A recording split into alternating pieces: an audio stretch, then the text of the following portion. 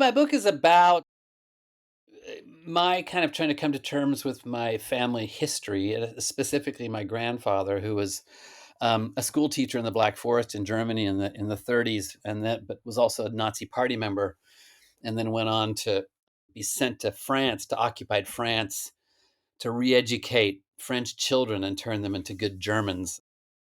And early in most of my life, I kind of knew that's all I knew, and obviously had some suspicions about what that meant, like being complicit with this horrific regime. But then in my 30s, I discovered that my mother discovered that he had actually kind of also collaborated with the local resistance. So my book is really trying to explore that. Like, first of all, just how did this man become that man?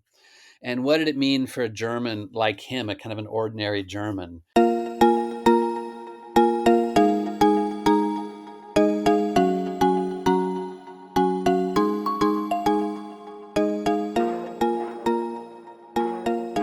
Hello, everyone. This is AJ Woodhams, host of the War Books podcast, where I interview today's best authors writing about war-related topics. Today, I am extremely excited to have on the show Burkhard Bilger for his newest book, Fatherland, a memoir of war, conscience, and family secrets. Burkhard has been a staff writer at The New Yorker since 2001. His work has also appeared in The Atlantic, Harper's, and The New York Times, among other publications. He's received fellowships from Yale University, MacDowell, and the New York Public Library's Coleman Center. His first book, Noodling for Flatheads, was a finalist for the Penn Martha Albrand Award. Burkhard, how are you doing today? I'm good. I'm good. Happy to be here. Yeah, likewise. And first, I got to ask, what was Noodling for Flatheads about? Noodling is, I mean, it's a book of essays about kind of crazy old Southern traditions that have kind of survived into the modern age, and kind of what they tell That's us like about how the South has changed. when people And so stick their noodling hands is a thing into. where you basically in the springtime you walk along a riverbank when the catfish are nesting, and the female drops a clutch of eggs, and the male kind of hovers in the riverbank protecting the eggs. And so noodlers kind of walk along the riverbank and feel for holes, and when there's a hole with a fish in it, it will bite their hand to protect the eggs, and so the noodler will jam his arm down the fish's throat and grab the fish by the gills and pull it out that way. So it's one of these great old, slightly insane Southern traditions. Well, I love the breadth of writing that comes from the guests that I have on this show. Very interesting because I had a writer named George Black on the show who just wrote a book about Vietnam, and he used to write for Fly Fisherman magazine. So there's something Interesting, there's. interesting coincidence. George Black is my brother-in-law. He's married to my wife's sister. Yep. Wow, this is definitely a first on the show. I've been fishing with George Black many times. Is this so? This is a shared, just like two guys who first write about fishing and then go on to write about war. Is that? No, I mean, George is a real fisherman. I mean, George has written books about fly fishing. He's been all over the world fly fishing. I was kind of more into crazy Southern traditions, So I kind of did noodling. I also wrote about coon hunting and frog farming and cockfighting and all these other traditions. But yeah, George, that was one area where we kind of overlapped for a moment. Wow. Well, you'll have to tell George I said hello the next time you see him at a family gathering at Christmas or something. Yeah. Well, let's get talking about your book, which really fascinating. One of the questions that I like authors to start out answering in the show is, if in your own words, could you just tell us, what is your book about? Well, my book is about my kind of trying to come to terms with my family history, specifically my grandfather, who was a school teacher in the Black Forest in Germany in the 30s, but was also a Nazi Party member, and then went on to be sent to France, to occupied France, to re-educate French children and turn them into good Germans. And early in most of my life, I kind of knew that's all I knew, and obviously had some suspicions about what that meant, like being complicit with this horrific regime. But then in my 30s, I discovered that my mother discovered that he had actually kind of also collaborated with the local resistance. So my book is really trying to explore that. Like, first of all, just how did this man become that man? And what did it mean for a German like him, a kind of an ordinary German, to be living in that era? And how did they come to join the Nazi Party? And and how did they change as they were in it? I think we know, so we have so many examples of kind of horrific Nazis, as you can understand, and then we have the occasional Schindler, who's a German who rebelled distinctly from the beginning. But we don't have a lot of people in the gray area in between, and that was kind of what I wanted to explore with this. What about ordinary Germans who did join, but then had misgivings about it and changed their minds? Yeah, and I think too, there is. I mean, it is interesting to think about that gray area, which you explore a lot in the book. As somebody describes your grandfather at one point as a very reasonable Nazi, how did you come away from this story with a better understanding of that gray area? It's I think part of what you have to do with a story like this is you have to understand the deep context. Like, how did when there's this assumption that this kind of fever of Nazism swept through Germany and tapped into some deep latent anti-Semitism and deep anti-warlike behavior. There's some assumptions made about Germans in general, there, that I think kind of missed the history that preceded it. And I think if we look at what's happened since World War II, you see all these terrible mass murders all across the world. Have the Stalin's purges, and then you have under Mao, tens of millions of people died, and you have Pol Pot in Cambodia, and you have Bosnia, and you have the Armenian genocide, and like, we all have this capability in us. Like, any country has a capability, or people has an ability to turn to this kind of horrible, murderous behavior. The question then becomes, like, how did they get there? Like, what are the historical conditions? What leads people into this? And I think that's still a relevant question for us today. So that's, for me, a lot of my grappling was really about understanding how he got there. Like, his youth in the Black Forest, in this kind of feudal economy, crushing poverty.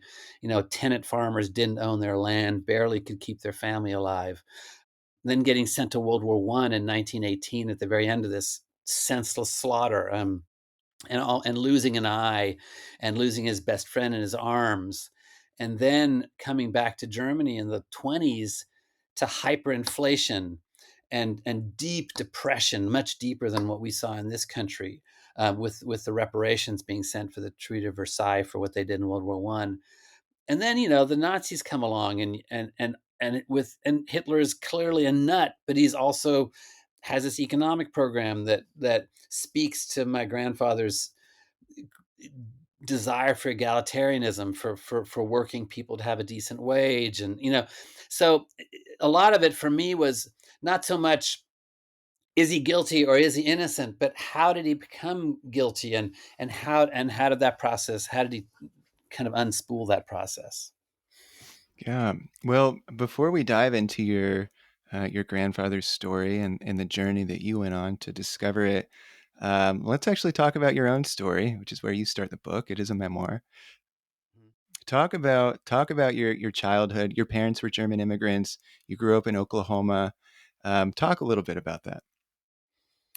Yeah, my parents, you know, came in 1962 together. They'd grown up together, had been in school together. My father ended up getting his PhD in physics, and 62, it's beginnings of the space race, and a lot of German rocketry folks like Wernher von Braun had already come over to the United States, and so there's a huge boom in that type of physics and electrical engineering that my father did. And so he came over for a postdoc thinking he would just stay for a couple of years, and then they just kind of fell in love with the country.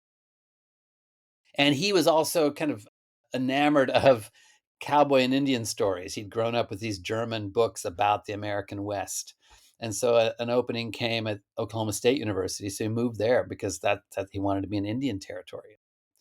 So, my parents, my mother had, had a horrible war. They were both born in 35, so they were children during the war. And my mother had to flee French bombings 2 or 3 times and hide in the Black Forest and almost gotten killed there. And my father, his family had done a little bit better, but of course, the whole country is devastated around them. So I think for them, coming to the United States, coming to Oklahoma, being in the middle of the prairie, with none of that history around them was a huge, huge relief. And they kept their German culture. I mean, we spoke German at home.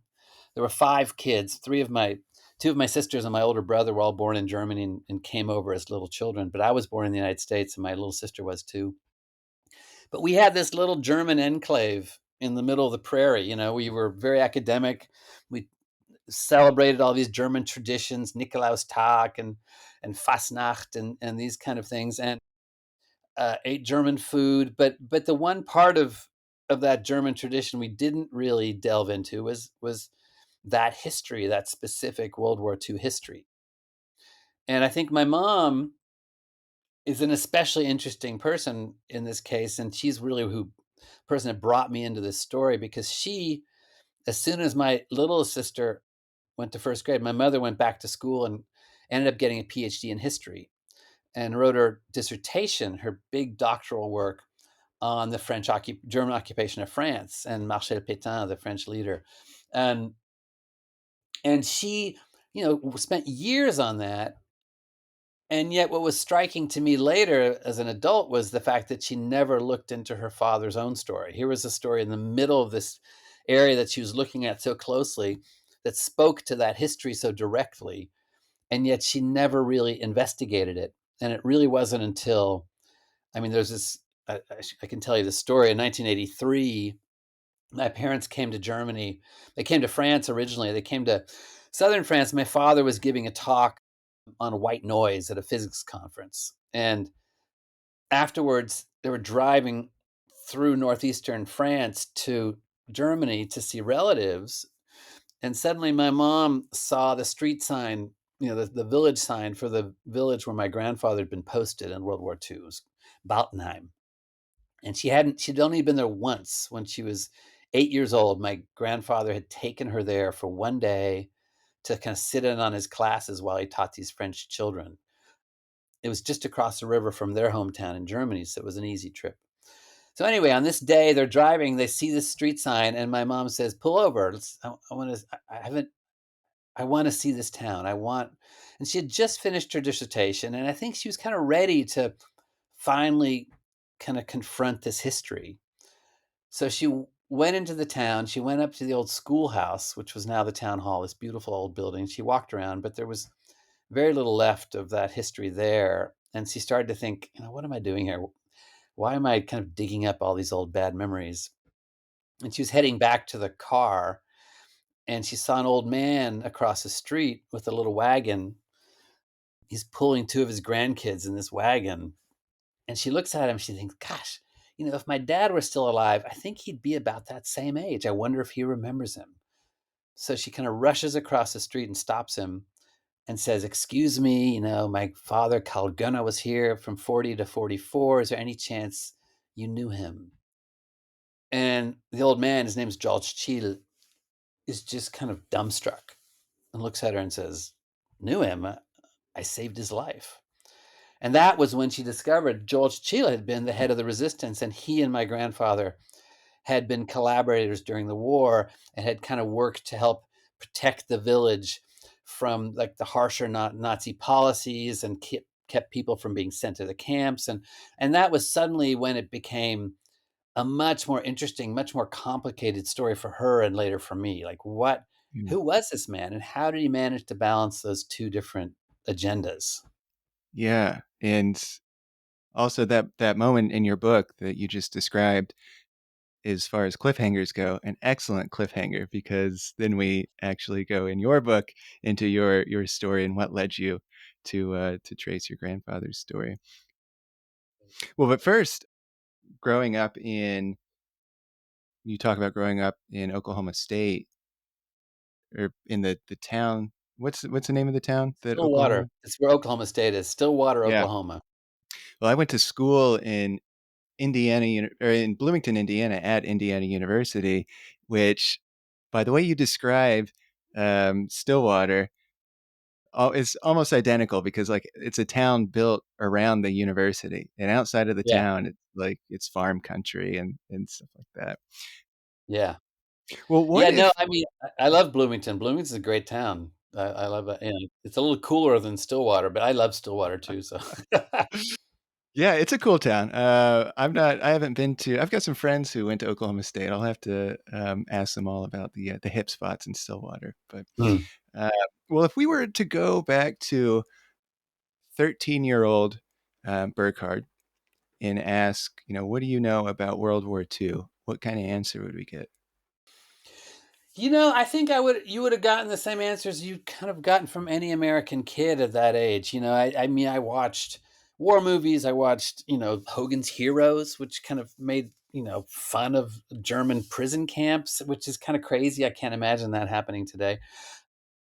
I knew about the Nazis being bad people, and I knew that, I never felt, I think, any kind of sense of shame or guilt in that sense. I knew my mom was a kid, and my dad were both kids in World War II and had nothing to do with that. And I knew them to be, highly moral people. So I never felt personally guilty about it, but I certainly, like everybody else, I've thought of the Nazis as bad guys, and I thought of, which they were, quite obviously. I think what as I got a little older, into my 20s, I came east for college. I went to Yale, and suddenly there the questions became much more pointed. Oh, you're German. You know, when are your parents German? Yeah, they were born in Germany. Ooh, when were they born in Germany? And it was this kind of everybody was instantly looking to see if I was somehow complicit with this history. So that was a new thing for me. I'd always been kind of proud of my German roots, proud of my German heritage. I did not associate it directly with war crimes. That just wasn't Yeah. part of how I was taught or how I was raised. And what was your relationship like growing up with your grandfather, Carl, who this book is largely about? What was your Yeah, relationship with him like?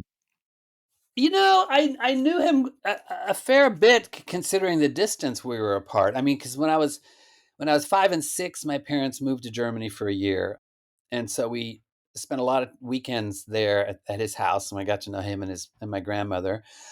And then when I was in junior high, 7th and 8th grade, we moved to France, and then we would go for a couple years, and so we would often go to Germany, and I would see him then as well.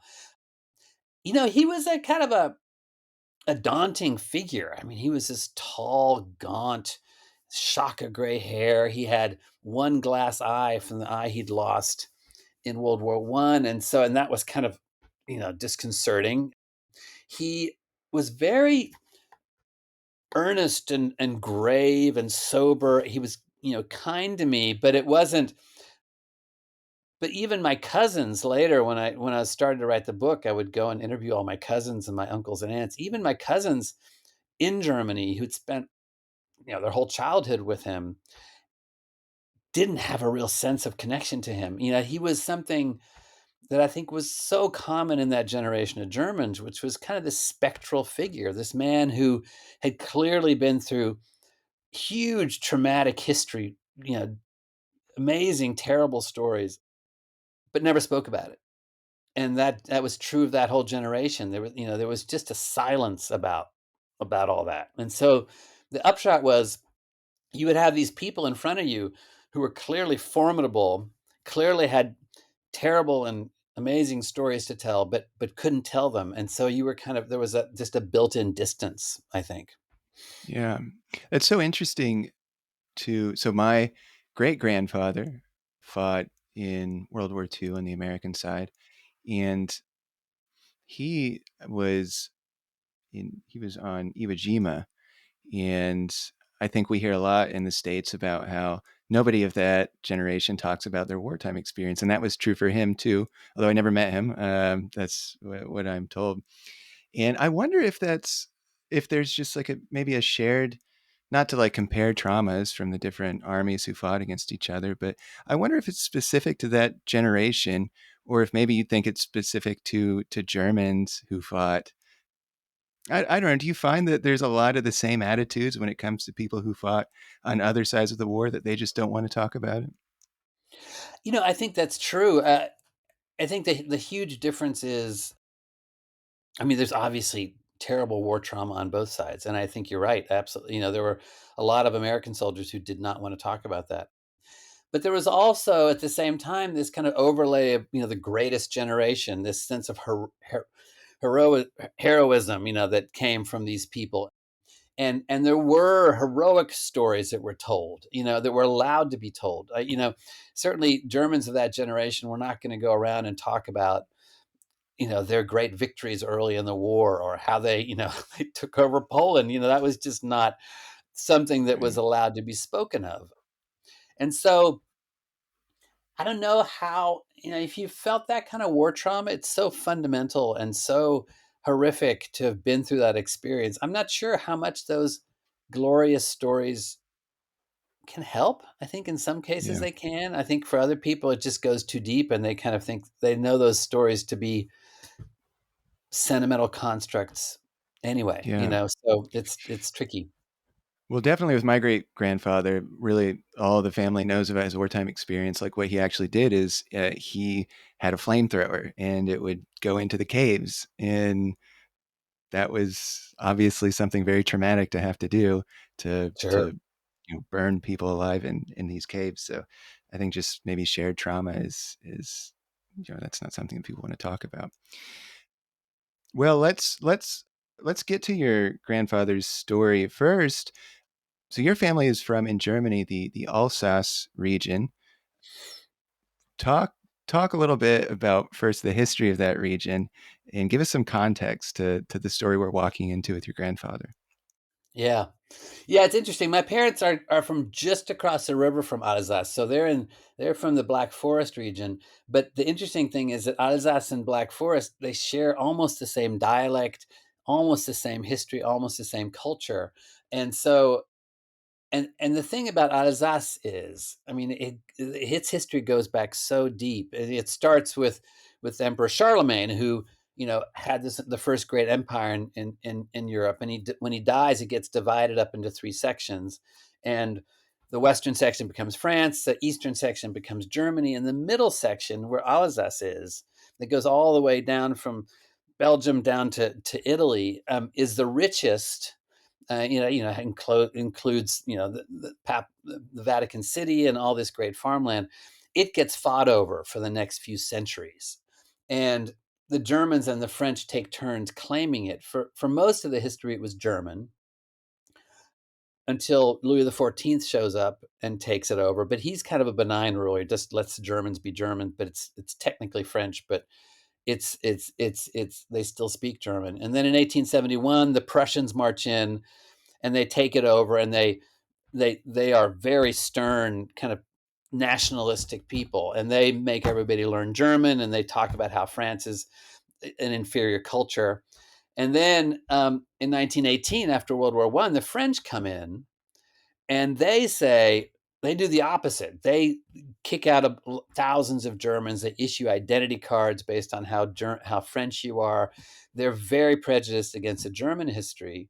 And then finally, in 40, the Nazis come in, and they're the worst of all. And they come in and take this country and Germanify it so quickly. I mean, all the street sides change to German names. The people's last names gets changed. The grave inscriptions get changed. You couldn't have thermometers had red, white, and blue colors in them because those are the French colors. I mean, just at every level, it gets Germanified. And and so what's happening is Alsace becomes kind of an incubator for nationalism in Europe. It's a place where the idea of what it of countries' identities get ratcheted up generation to generation to the point where the Nazis are just insane about it. I mean, they outlawed berets. You could get put in jail for wearing a beret in Alsace, And so, into this comes my grandfather in 1940. He's sent there to re-educate these French kids and be part of that Germanification process. And of course, the Alsatians are, they've been through a lot of the people in that village have been through three regimes already, or were born German and then became French and now they're German again, or they were born French and now they're German. There's so much kind of the whole idea of national identity is so weird in that place, and it feels so kind of imposed upon them both by the French and by the Germans that you kind of have these people in this. I mean, I think most of them truly are French patriots in the end, and they see the awfulness of the Nazi occupation. But at the same time, they almost all grew up speaking German. They all speak German at home. So there's a part of them that is culturally German still. So they're really divided in their feelings about this whole period. So then your family is not actually from Alsace; it's from next to Alsace. We're from They're on we're like your 20 minutes by bicycle across the river, and okay. but again, those distinctions we put on. I mean, the some people think of the Rhine as a dividing line, going back to Caesar, and some people think of the Vosges as a dividing line, the mountain range which is west of the Rhine. So you can think of it as all the same area, or you can think of it as two distinct countries. Yeah. Well, let's talk about your grandfather's World War One experience first. So your grandfather was born in 1899, I believe. So he was well. How old was he when he went into World War One? What were the circumstances? What was he doing right before World War One? Before he joined the fighting? I mean, he was a farmer's son. He was like working their little plot of land.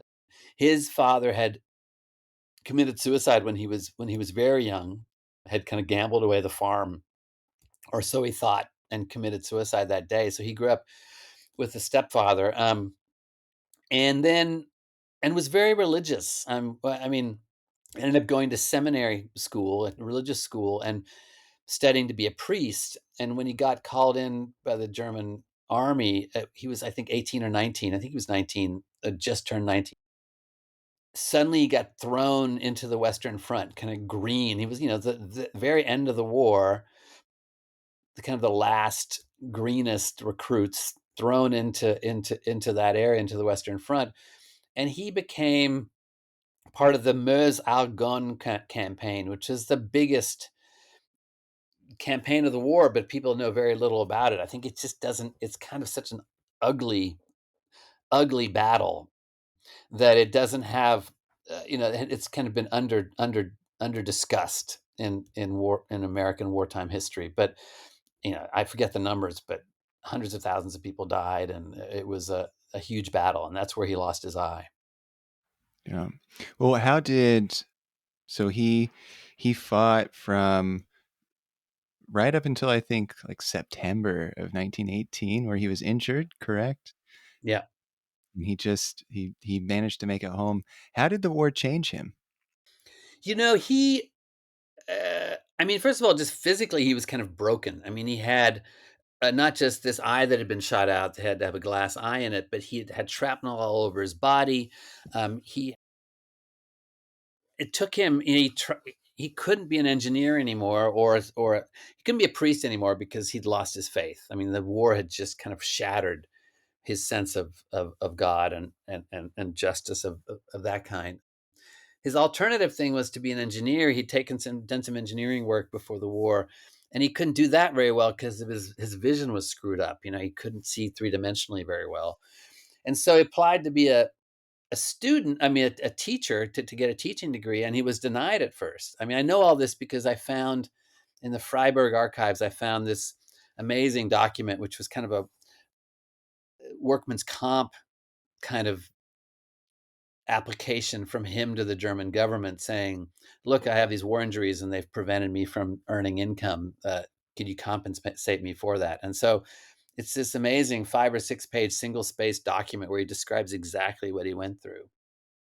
So he eventually gets his German teaching certificate after a couple of years of trying, and then kind of makes the rounds of little villages as an assistant teacher for years in the Black Forest, just kind of living hand to mouth, and eventually gets the next stage, a secondary teaching certificate, so he can be a head teacher. And then in 1930, he finally gets this job in Aulfingen, this little German village of 650 people, pretty close to Lake Constance down in south central Germany. And that's where he joins the Nazi Party in 1933. Yeah. Well, let's talk about some of the research that you did and how your grandfather, you describe him as being very, you found he was very idealistic. Talk about the what you found when you went to research kind of his not ascent, but his coming into the Nazi party and his beliefs about National Socialism. Well, it's interesting, because that was one of the things I was really concerned about when I started this project. I mean, I knew the beginning and end of this book, but I didn't know. I had a big blank spot when it came to these years because my mother and my uncles didn't remember any of it. They were too young at the time, and I didn't have any documents. He didn't have any diaries from those years. He didn't have any letters. I had that workman's comp document, but it ended in 1928, so I didn't know any of this stuff. And then I called this village mayor's office and I asked, "Do you have any archives I can look up?" And they said, "No, there are no archives here." And I said, "Well, are there old people who might remember my grandfather who had him as a teacher?" And they get back to me a few days later. "No, nobody remembers him here." And so I finally ended up going to a bunch of villages. I just flew to Germany and I went to a bunch of villages around Aulfingen, thinking maybe I could triangulate this history. And I end up finding one archivist who says, "You know what? I think there is an archive in Alfingen. But this guy, Uwe Fröhlin, that you've been talking to, the mayor, he's really the town chimney sweep. He doesn't really know anything about that history." So he puts me in touch with Uwe Fröhlin. And finally, I show up at that village, and Uwe Fröhlin makes an appointment with me to look at the archive. And we go down into this kind of dungeon like space in the town hall. And there are all these leather bound volumes. And I think, hallelujah, I found this archive. And I look through them, and they're all bills. They're like 3 centuries of bills. And I'm Great thing like, to say. and so I tell Uwe, "Well, look, I'm going to look through these due diligence, but could you show me where the bathroom is?" And he goes, "Oh, okay." So he takes me up to the next floor. And as we're passing through the vestibule to the bathroom, I see these big armoires, and I look at those, and he says, "Oh yes, you may find something of interest in there." So I open one of them up, and it's just got like a perfectly organized archive that has not been looked at in 70 or 80 years, and including, and it's divided by like police matters, military matters, schooling matters, road work matters. And so in that, I found this file of schooling matters. I found just dozens of letters my grandfather had written to teachers, to students, to the Nazi authorities, responses from Nazi authorities to them. I found circulars that were sent from Berlin and from the regional headquarters in Hausdorff from the Nazi authorities about tightening the net on Jewish immigrants or Jews in the area. And it was an amazing thing. It kind of gave me this granular view of how Nazism kind of infected and took hold of this village. And and it's interesting to see because certainly my grandfather is writing letters to the Nazis and signing them Heil Hitler. It was kind of the required sign off in those years. And he's leading the Hitler Youth, and he's talking about how he's trying to instill the principles of National Socialism in his young charges. And there's plenty in it that shows his passion for Nazism. And he went to 2 Nuremberg rallies. I mean, those were speeches where Hitler really laid out his kind of anti-Semitic agenda, and so he was aware of all that. But the interesting thing is, like a lot of Germans, there was this idea, and I think we see that today too in our politics. There's this idea that yeah, he's a blowhard, but really that's not what matters. What matters is his economic policies. Yeah, that stuff that's just hot air. And it's hard to know how seriously someone like my grandfather took that. I know that there was some traces of anti-Semitism in his life. My mom said occasionally he would make anti-Semitic comments, but she also said absolutely not. If he had known, like so many Germans say that now, if they had known what was really intended, what would really happen, they wouldn't have gone along with it. It's one of those questions that's kind of unanswerable at some So do you level. think it was the economic conditions that drew your grandfather to Nazism? Absolutely. I mean, that's clear because he didn't join for with the first waves that were purely political, but he did. The way he kind of entered it was he joined what's called the Winterhilfswerk, which was the winter charity program that the Nazis were now in charge of. And he started doing charity work, giving clothing and food to the poor. And eventually that became a Nazi organization. And then he joined that. And then the Nazis teachers leagues, like 94% of elementary school teachers within a few years were all Nazi, part of the National Socialist Teachers League. So you know, I think he just got pulled in little by little, and then eventually became kind of convinced by the organization of it, but at an economic level, I think more than anything else. Yeah. Well, what were some of as the war drew closer? What were some of the things that I'm sure going into this archive, I mean, nobody wants to uncover that their family was like involved in like Nazism type stuff. And maybe in the back of your mind, you're like, oh, give me something that could like vindicate my grandfather here or something like that. What were some of the things that you uncovered that that made you think, okay, maybe he's not like this diehard dedicated Nazi who believes that, Jews are inferior and those types of things? Right. Yeah, I mean, um, certainly going into an archive like that, I I mean, I kind of knew already by then that in France he had changed and that he had this relationship with the resistance. So I knew that later in his career, from 40 to 44, he had evolved and become a different man. But I didn't know yet how complicit he was in the early Nazi years. So I was, it was really apprehensive as I was going through this archive. It's interesting. I didn't find any evidence of anti-Semitism in anything he wrote. I didn't find any evidence of him going along with any terrible Nazi policies in any of those files. I did find some interesting counteracting behavior. I mean, for instance, not far from there, at that time, the Nazis were already euthanizing mentally disabled children, mentally disabled adults.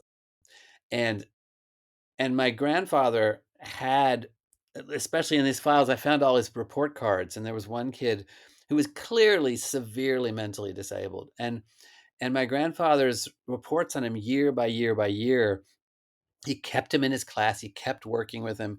He kept giving him better and better scores as he could just tell that this kid Baldus was really trying. And it was clearly he had a completely different thinking about this kid than the Nazis wanted. The other thing I found was a letter he wrote to local Nazi authorities saying, basically complaining because one of his colleagues had been kicked out of town as a teacher and reposted somewhere else because some Nazi party members in that village, the neighboring village, had decided he was not a convinced enough Nazi. He was not being enough of a team player in the Nazi party. So they had him kicked out. And so my grandfather wrote a letter to the local Nazi authorities saying, this is insane. This is, the local Nazi party members are liars. What they're doing here is making me think that the party is just a refuge for scoundrels. I mean, he uses very, very strong language, the kind of language that, in that era was dangerous to have, that you could get you at the very least fired or potentially shot or imprisoned. So there are certainly people who got, my mother knew a neighbor whose father got killed simply for saying in a pub that he thought the Germans were going to lose the war. So that kind of thing happened. So Yeah. so there's already kind of evidence that he, even as he was a convinced Nazi Party member, he was a free thinker, and that he had the courage to express those thoughts. That was already Well, evident even in that era. let's talk about the war breaks out. What is your grandfather's role? Well, he gets sent there. He's the principal of this school in France, and he's kind of coordinating local villages to kind of organize the new German curriculum for these And French I villages. think you too that the reason why he's sent as a teacher, so he fought in the First World War, and he's a little bit older at this point, but he's too old to go to the front lines. So they send him to a school. I mean, he's in 1940. He's 41 years old, so he's too old to fight. So they sent him to be this teacher, and he does that for a couple of years. Is by all accounts, I mean, I interviewed a number of his former students who are now in their late 70s and 80s, and they all said he was very strict but very, very good teacher, which wasn't always the case. A lot of the Nazi teachers were basically just mouthpieces for propaganda, and they would teach racist stereotypes, and they would do war, just everything was based Yeah. on the war. But he was a good teacher. And then in 42, he gets appointed by the local Nazi authorities as Ortsgruppenleiter, which is Nazi party chief. Yeah. And that's when things become quite serious, because before this, he can kind of ignore some of what he's told to do as a school teacher, and simply be, he has them sing some songs and has them look through, the day's war reports. But after that, he's an ordinary teacher. But as a Nazi party chief, he's suddenly got these villagers' lives in his hands. If somebody gets drunk and spouts anti-German rhetoric and gets sent to a concentration camp, there are two concentration camps not far from the village, they could very easily get killed or deported, and it's up to him to either write a letter to try and get them released or not. If local young men are trying to avoid the German draft and don't want to be sent to Russia where they'll probably get killed, and their parents are hiding them in a barn, my grandfather often knew about that. We know this from letters that were later written, and he and it's his duty as a German Nazi officer to report these people and have them arrested. And he didn't. He did the opposite. He let them. He helped hide them. So that's when suddenly, it's lives are at stake, and his real question becomes: Are you more? Is your duty really to the Nazis, or is your duty to the human lives of these people in this village? Yeah. Well, we haven't talked too much about your mother in this story, but she plays a pretty prominent role. Talk about her role as kind of a researcher and somebody who's alongside you uncovering some of this history.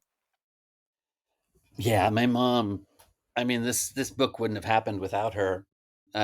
And from the very beginning, I mean, she was. I would interview her almost, every couple days. I would talk to her and ask her for more stories about all these people. And because she's both a daughter and a historian, she was invaluable. I mean, she kind of could talk about both sides of the story. She was able to, I think, really objectively tell me the historical context and what the situation was, but at the same time then talk very personally about her father and her experience during the war. She, like I said, was born in 35. Her village got evacuated 3 times, and she would go up to the Black Forest village where my grandfather was born, Herzogenweiler, and live with her uncles and aunts, and in these little farmsteads. And eventually, when she was in 1944, 45, she, the French attacked, and the village had to evacuate into the forest, and there was a night when they were all laying on the ground, and bombs between the French and the Germans were arcing overhead, and they could have easily all been killed in that night. So she had, I think, a very traumatic wartime experience, but always on, it's the women's experience we don't often hear. Like what happens when when these armies are fighting? Well, it means that all these villages all over Germany and all these cities are emptied of men, right? So you have a farming village like Herzogenweiler. I mean, it's crushing work even when the men are there. Now suddenly all these women and children and old timers have to do all that farm work to keep these places alive. All the mothers have to kind of flee, advancing armies or find refuge for their families when the enemy is attacking. That was her experience, was the other side of the war that we so often don't hear about. Yeah. Well, I'm curious how both you and your mother felt.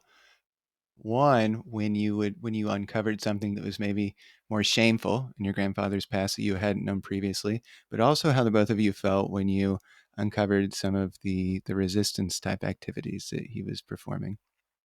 The shameful stuff, like the question of anti-Semitism was a really interesting one because, again, I hadn't found any evidence of that in the archives. I found one reference to a speech he gave in France while he was there, where he kind of blamed what happened in World War One on the Jewish kind of plutocracy or something. That was the only evidence I found in the archives. But when I asked my mother about it, again, she tried to be objective, and it was hard for her to say, but she did say, and sometimes he would say anti-Semitic things at home, and that was so common in Germany and in France, all over Europe. This kind of just endemic anti-Semitism. It was part of his life, just like it was the part of so many people's. But that was hard for her to admit, and she did.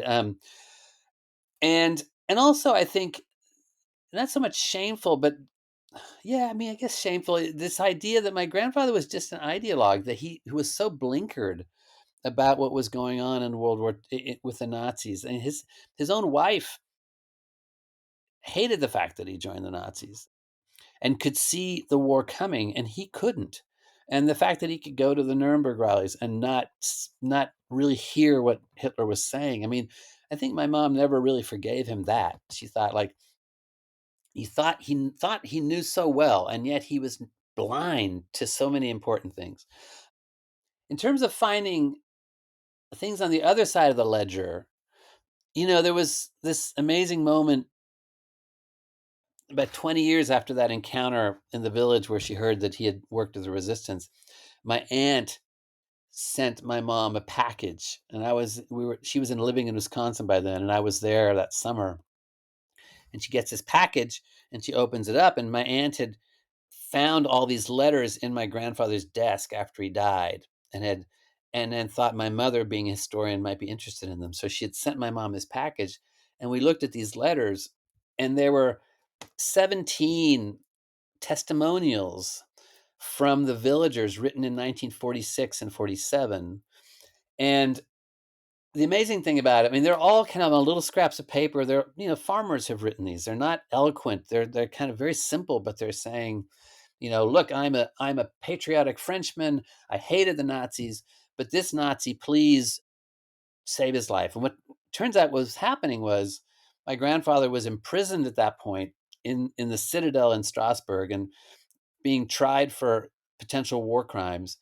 And these villagers had all written these letters to the French military government saying, no, no, this guy was not that. He was actually helping us. He was protecting us. And what's really moving about those letters, what was moving for us at the time, was 1946. France was in the middle of this period called the Savage Purification, where all of the French were turning in on each other and accusing one another of collaborating and being the cause for them, losing to the Germans and participating with the Germans.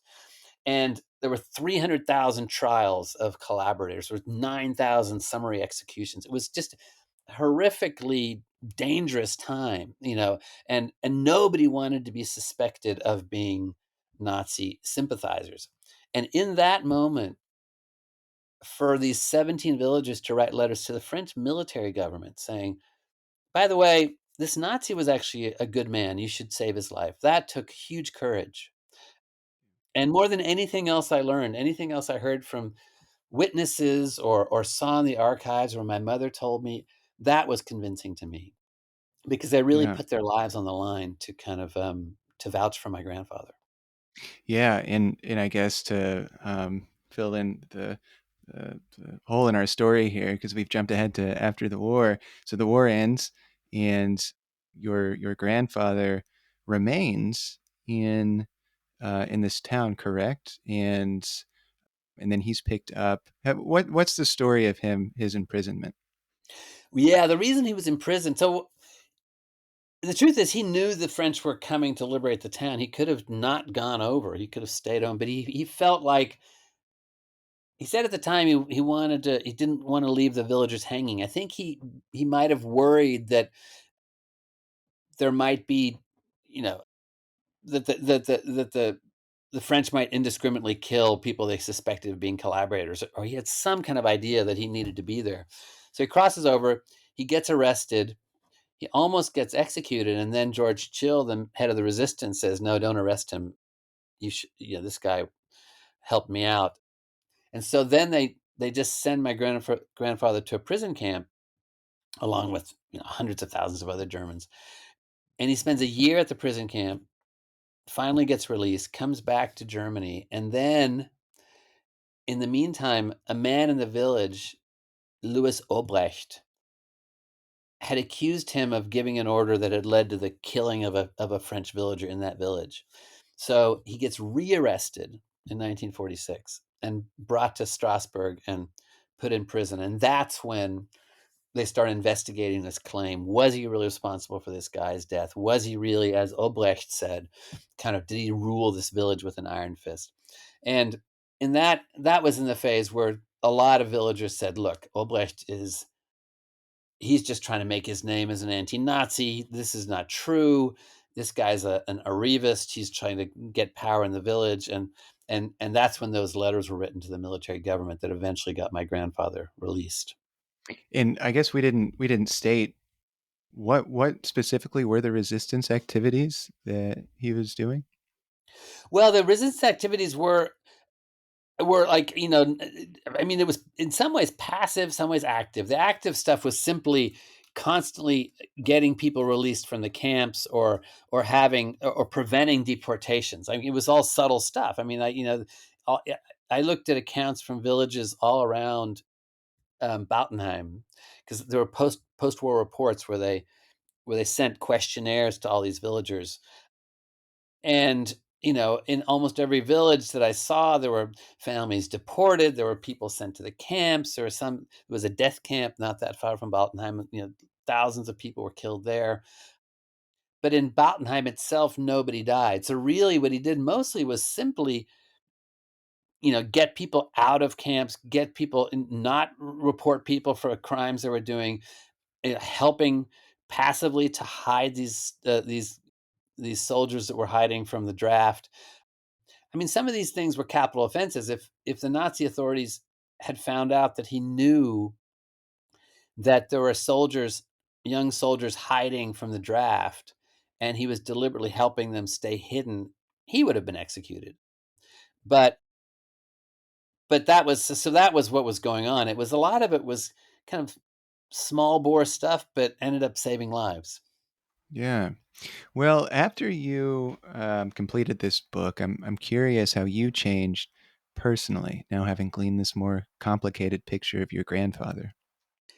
I think I've always felt this way to some degree. I mean, I've never really believed in original sin. I've never really believed in this idea that national character is a thing that makes people good or bad. I've always felt like there's that capacity in everybody. But I think doing this research really made that so much more clear to me. Like, I kept thinking when I was doing it, like, what would I have done in my grandfather's shoes? And it made me realize my own strengths and my weaknesses. My strengths are I'm not a joiner. I'm not I'm a I think I'm a balanced thinker. I'm not an ideologue like my grandfather. I'm almost positive I wouldn't have joined the Nazi party. Just not I don't do that kind of thing. On the other hand, I can also argue things from both sides. If I had actually been posted in France and been in charge of people's lives, would I have had the courage to kind of to put my life on the line over and over again to save people's lives. I don't know. I hope I would have been, but that's where I think his strength of character, his conviction, his his intent, his blinkeredness that got him into the party also made him willing to take these risks to save people's lives. And I think the more you look in detail at these stories, you start to see how humans are complicated creatures and they're thrown into these deadly situations and they react differently. And to have some final judgment that says this man's a good man, this man's a bad man. In most cases, I mean, absolutely, there are Nazi war criminals that should be condemned. There are millions of them, but but but but for the great majority of people, they're not in that category. You can't judge them so simply. It's just too complicated. Yeah. Well, I wonder if do you feel like a more do you feel like generationally people are, and I'm thinking specifically of in Germany, how people are talking about the war, but do you think people are becoming more open to reckoning with this very complicated, two sides to many of their family members? Oh, sure. How is the modern generation kind of dealing with this same question? Oh, no, yeah, absolutely. It's I mean, one thing that struck me when I went to Germany, when I got the book contract in 2014, my wife and I and my youngest daughter, we all went to Germany, went to Berlin for a year, and I spent a lot of time just in archives. And wherever I went, there were Germans my age doing the same kind of work. And it's kind of a at this point a well recognized movement called the Kriegskinder movement, the war children movement, and it started about 15 years ago when this woman Sabine Boide started to do oral histories with Germans about their wartime experience, and suddenly people my age suddenly realized that there was this big blank spot in their family history, right? That all those stories their grandparents didn't tell, and then their parents didn't know those stories and didn't pass them on, and so you have this, but we're also repressed. We're also felt shameful about their ashamed of their own family history. So there was this big blank spot in German history, and I think a whole generation around my age in their middle age have started to go back and dig these things up. The hard part is, as you can tell from my work, it's not easy. The Germans have incredible archives, but there are all these blank spots, and if your parents weren't famous or weren't in some prominent role, it's hard to get the details. So it's an interesting uncovering, but it Yeah. can be done. Well, Burkhard, this has been a wonderful interview. My last question here is what what lessons do you think we can draw from your grandfather's story that apply to our modern times? I mean, I think the danger of demagoguery, the danger of not taking people at face value, not believing what they say. I think we have politicians today who make outrageous statements, and we often give them a pass and think, "Oh, they don't really mean it," but they do mean it. Often they do mean it, and and we had better take them seriously. This idea that part of what happened in Nazi Germany was you were just getting propaganda accounts. You're just getting, and anything you heard that might make you believe that the Nazis were doing terrible things, that there was starting to be final solution type activity, you would dismiss that as propaganda. Oh, that can't be true. My side wouldn't do that, but it was true.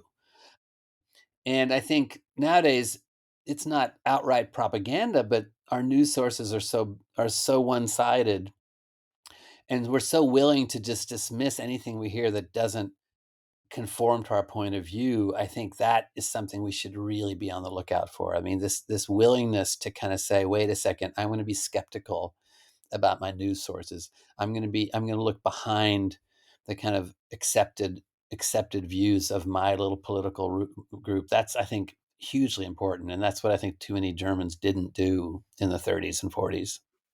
Yeah. Well, Burkhard, if people want to stay in touch with your work, if they want to figure out what you're writing about, how can people stay in touch with what you're doing?